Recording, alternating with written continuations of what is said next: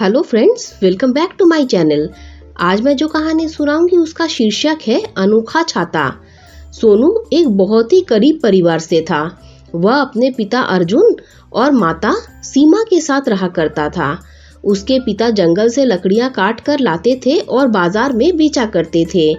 इसी तरह से उनका गुजर बसर चल रहा था। सीमा बोली, आप आ गए?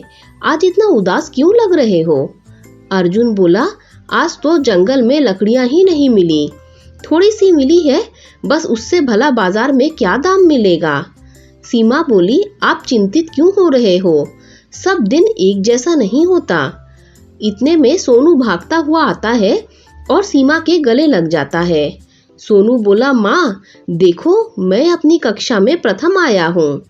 सीमा बोली, यह तो बहुत अच्छी बात है बेटा।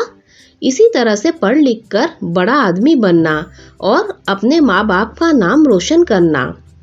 सोनू बोला, पापा, प्रधानाचार्य ने मेरी पढ़ाई से खुश होकर मुझे पास के गांव के बड़े स्कूल में पढ़ने की इजाजत दे दी है। अर्जुन बोला, अरे वाह, यह तो बहुत ही अच्छी बात है। कब जाना है वहां पढ़ने के लिए? सोनू बोला, 2 दिन बाद जाना है। सीमा बोली, पर उस गांव में जाने के लिए तो नदी पार करनी होती है ना, और हमारे पास इतने पैसे नहीं है कि रोज उस गांव तक जाने के लिए नाव वाले को पैसा दे सकें। अर्जुन बोला, अभी तो 2 दिन बाकी है, कुछ न कुछ जुगाड़ जरूर हो जाएगा। फिर तीनों खाना खाकर सो जाते हैं। पर अर्जुन को नींद नहीं आती क्योंकि उसे पैसों का बंदोबस्त करना था। उसका बेटा बहुत होनहार था और उसे एक बड़े स्कूल में पढ़ने का मौका मिला था। अर्जुन नहीं चाहता था कि उसकी वजह से उसका बेटा अच्छे स्कूल में न पढ़ सके। अर्जुन बोला, वैसे तो मैं अपने बच्चे के लिए कुछ भी नहीं कर पाता, पर अब जब उसने अपनी मेहनत के बलबूते पर एक बड़े स्कूल में पढ़ने का मुकाम हासिल किया है, तो फिर भला मैं उसे पढ़ा नहीं पा रहा। लेकिन हाथ पर हाथ रखे बैठकर कुछ नहीं होगा, मुझे कुछ न कुछ तो प्रबंध करना ही होगा। अगली सुबह अर्जुन अपनी कुल्हाड़ी लेकर जंगल की तरफ गया और वहां उसे ज्यादा लकड़ियां नहीं मिली। बस वही थोड़ी सी लकड़ियां काट कर बाजार में बेच आया। फिर जब वह बाजार से वापस आ रहा होता है, तभी उसे एक भिखारी दिखाई दिया। भिखारी बोला, बेटा, कई दिनों से खाने को कुछ नहीं मिला है और ना ही जेब में कोई पैसा है। जिससे भी भीख मांगने गया, उसने चिल्लाकर फटकार कर मुझे वहां से भगा दिया और रात भी बहुत हो गई है। कुछ पैसे हो तो दे दो, बड़ी तेज भूख लगी है। अर्जुन मन ही मन सोचा, मेरे पास तो इन लकड़ियों को बेचकर केवल 2 ही रुपए आए हैं, इनसे भला मेरा क्या होगा, लेकिन कम से कम इस गरीब इंसान का पेट तो भरेगा। मैं यह 2 रुपए इसी को दे देता हूँ, मैं कुछ और बंदोबस्त कर लूंगा। अर्जुन 2 रुपए उस भिखारी को देता है। भिखारी बोला, बेटा, भगवान तुम्हारा भला करे, तुम्हारे हाथों में जो हुनर है वह एक दिन तुम्हें बहुत ऊंचाई पर लेकर जाएगा। अर्जुन बोला, मैं समझा नहीं। भिखारी बोला, समय आने पर सब कुछ समझ जाओगे। यह कहते हुए भिखारी वहां से चला जाता है। अर्जुन खाली हाथ घर वापस आ जाता है और अभी भी वह यही सोच रहा था कि सोनू के लिए पैसे कहां से लेकर आऊं। तभी अचानक से बहुत तेज बारिश होने लगती है, जो कि रुकने का नाम ही नहीं ले रही थी। अर्जुन बोला, हे भगवान, इस बारिश को भी अभी होना था। ऐसा लग रहा है कि साल भर की बारिश अभी हो जाएगी। सीमा बोली, कल सोनू को पास वाले गांव में पढ़ने के लिए जाना है और यह बारिश है कि रुकने का नाम ही नहीं ले रही है। हमारे पास तो छाता भी नहीं है जो हम इसे दे दें। पूरी रात पानी बरसता रहा। पानी रुकने की आस में सीमा और अर्जुन सोनू के साथ बारिश होते हुए देखते रहे, लेकिन बारिश ने रुकने का नाम ही नहीं लिया। तभी अर्जुन को उस भिखारी की बात याद आई। वह तुरंत उठ गया। सीमा बोली, क्या हुआ, तुम अचानक इस तरह क्यों उठ गए? अर्जुन बोला, तुम आराम से सो जाओ और मुझे मेरा काम करने दो। सीमा और सोनू अंदर जाकर सो गए और अर्जुन ने पूरी रात जागकर एक लकड़ी की छतरी बनाई और सुबह सोनू को देते हुए कहा, सोनू, यह बारिश तो रुकने का नाम ही नहीं ले रही है, इसीलिए यह लो छतरी। मेरे पास कुछ लकड़ियां बची थी जिनको छील कर मैंने एक लकड़ी की छतरी बनाई है। यह तुम्हें इस बारिश में भीगने से बचाएगी और तुम बिना भीगे स्कूल जा सकोगे। सोनू बोला, पर पिताजी, यह तो लकड़ी की छतरी है। अर्जुन बोला, हाँ बेटा, मेरे पास जो था वह मैंने तुम्हें दे दिया। सोनू बोला, यह तो बहुत ही सुंदर लग रही है। सोनू उस छतरी को उठाता है और स्कूल जाने के लिए अपने माता पिता से आज्ञा लेता है। जब सोनू छतरी लेकर गांव से निकला तो आसपास के लोग उसकी छतरी को देखने लगे और उसकी बहुत प्रशंसा करने लगे। गांव में बारिश के साथ साथ तूफान भी आया हुआ था। रास्ते में पवन और नितिन नाम के दो लड़के सुंदर सुंदर रंगों की साधारण छतरी लिए हुए बारिश के नीचे खड़े थे। पवन बोला, अरे अरे देखो, सोनू के पास लकड़ी की छतरी। नितिन बोला, इसके पास तो छतरी है ही नहीं, इसे तो बस किसी तरह काम चलाना है। पवन बोला, यह देखो मेरी छतरी कितनी सुंदर है, इसके रंग देखो और इसके ऊपर बनी पेंटिंग देखो। पता है कितनी महंगी है, मेरे पापा इसे विदेश से लेकर आए हैं, इसमें एक भी बूंद पानी की नहीं टपकती। पवन बोला, हाँ, मेरे पिताजी को भी उनके जन्मदिन पर उनका एक दोस्त ने गिफ्ट किया था और पापा जी ने अब मुझे दे दी है। बारिश में काम तो आ रही है। नितिन बोला, एक काम करते हैं, बारिश में इस सोनू को परेशान करते हैं। पवन और नितिन छतरी लिए सोनू के पास जाते हैं और उसे उस लकड़ी के छतरी के बारे में बहुत कुछ सुनाते हैं।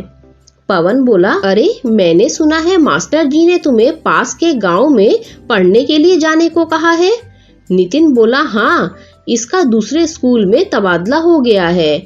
पवन बोला, अच्छा, तो तू लकड़ी की इस छतरी को लेकर नए स्कूल जा रहा है। नितिन बोला, इसकी औकात भी है नए स्कूल में पढ़ने की, एक नया छाता तो लिया नहीं जाता, जाएंगे नए स्कूल में पढ़ने के लिए। नितिन और पवन सोनू को बहुत कुछ सुना देते हैं और तभी तेज तूफान आता है और नितिन एवं पवन की सुंदर सुंदर साधारण छतरियों को अपने साथ आसमान में उड़ा कर ले जाता है। सोनू बोला, अरे तुम्हारी विदेश की छतरियां तो कौवा बन गई, यह विदेश से आई थी पर यह हमारे देश के आंधी तूफान को बर्दाश्त नहीं कर सकी। पवन बोला, सोनू, हम भीग रहे हैं, हमें अपनी छतरी में आने दो ना, हमें बहुत ठंड लग रही है। नितिन बोला, सोनू, तुम्हारी छतरी तो हवा से उड़ेगी भी नहीं और ना ही उसमें पानी टपकेगा, हमें अपनी छतरी में ले लो ना। सोनू को उन पर दया आ गई और उसने अपनी छतरी में उनको आने दिया।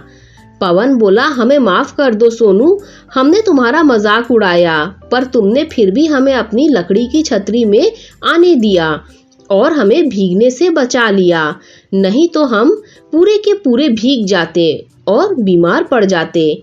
सोनू बोला, यह तो मेरा फर्ज था, अगर मैं भी तुम्हारी तरह करता तो तुम में और मुझ में क्या फर्क रह जाता। सोनू अब पवन और नितिन को उनकी जगह पर छोड़कर अपने स्कूल की तरफ आगे बढ़ता है।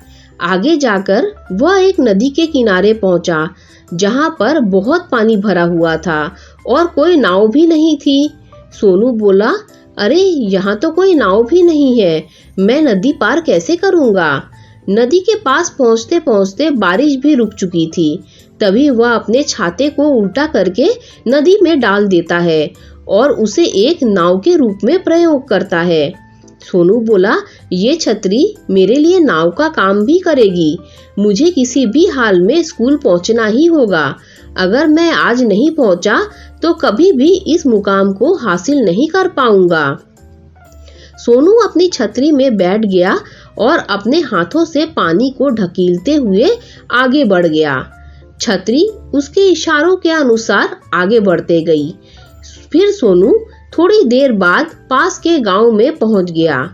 सोनू बोला, इस छतरी की मदद से मैं अपनी मंजिल तक पहुंच पाया हूं, पर यहाँ तो बारिश भी नहीं हो रही है और तेज धूप निकली है, इसमें भी यह लकड़ी की छतरी मेरे काम आएगी।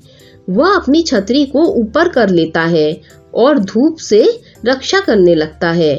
चलते चलते रास्ते में उसे कई लोग मिलते हैं जिन्हें वो अपनी छतरी के नीचे आने देता है और उन्हें उनके स्थान पर छोड़ते हुए आगे स्कूल की तरफ बढ़ता जाता है। धीरे धीरे सोनू स्कूल पहुंच जाता है। वहां पर उसकी स्कूल की हेडमास्टर से मुलाकात होती है। हेडमास्टर बोले, अरे वाह सोनू, तुम तो इतनी तेज बारिश में भी निश्चित समय पर स्कूल आ गए। तुम्हारी यह लकड़ी की छतरी तो बड़ी कमाल की है। सोनू बोला, मेरे पिताजी ने बनाकर मुझे दी है। मेरे पास इतने पैसे नहीं थे कि मैं एक नई छतरी ले सकता, इसीलिए उन्होंने अपने हाथों से यह लकड़ी की छतरी बना दी है। हेडमास्टर को लकड़ी की छतरी इतनी पसंद आई कि वह सोनू के साथ उसके घर पहुंच गए और सोनू की प्रशंसा करते हुए बोले, सोनू जितना पढ़ाई में होशियार है उतना ही दिमाग भी बहुत चलाता है। उसने इस छतरी का उपयोग बहुत ही अच्छे तरीके से किया है। उसकी यह लकड़ी की छतरी बहुत अनोखी है।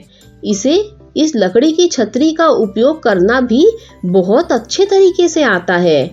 हेडमास्टर बोले, मैं चाहता हूँ कि तुम मेरे लिए भी एक लकड़ी की छतरी बनाओ, जिसके लिए मैं तुम्हें एडवांस पैसे भी देना चाहूँगा। अर्जुन यह सुनकर बहुत खुश हुआ। अब उसकी लकड़ी की छतरी की चर्चा दूर दूर तक होने लगी और दूर दूर से लोग उससे छतरी बनवाने के लिए आने लगे। अर्जुन बोला, बेटा, आज तुम्हारी वजह से मेरी यह लकड़ी की छतरी लोगों की चहेती बन गई है। सोनू बोला, पिताजी, आपने मेरे बारे में इतना सोचा तो क्या मैं आपके लिए इतना सा भी नहीं कर सकता? मेरे जरिए लकड़ी की छतरी का प्रचार हुआ है और यह छतरी दुनिया भर में प्रसिद्ध हो गई है। इससे आपको एक नया व्यापार करने का भी मौका मिला है। अर्जुन बोला, अगर उस भिखारी ने मेरे हुनर का मुझे विश्वास नहीं दिलाया होता तो आज मैं शायद यहाँ पर नहीं होता। अर्जुन अब हर रोज मेहनत करके 100 से भी ज्यादा लकड़ियाँ की छतरियाँ बनाता है और उन्हें सुंदर रंगों से पेंट भी करता। बाजार जाकर बेचने पर उन छतरियों का बहुत अच्छा दाम मिलता, जिससे अर्जुन अपने परिवार का पालन पोषण करने लगा। उसके इस व्यापार में उसकी पत्नी और उसका बेटा भी हाथ बटाते रहते। अब अर्जुन का पूरा परिवार इस काम से बहुत खुश था। दोस्तों, अगर आपको कहानी अच्छी लगी हो तो लाइक, शेयर, सब्सक्राइब कीजिए। Thanks for watching this video.